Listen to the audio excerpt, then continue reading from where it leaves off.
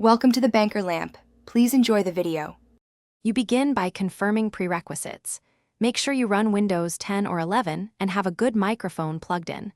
This lowers recognition errors.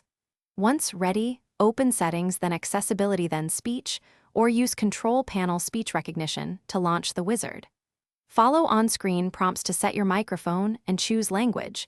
This initial calibration trains the system to your voice. Because background noise reduces accuracy, pick a quiet room and position the mic close to you for best results. Once the wizard finishes, run microphone setup and speak clear test phrases so Windows measures volume and noise. Then start speech recognition training.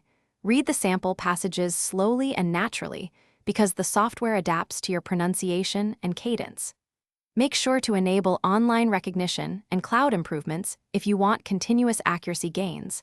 This lets Windows compare patterns against cloud models. Also link your Microsoft account for personalization and for syncing settings across devices.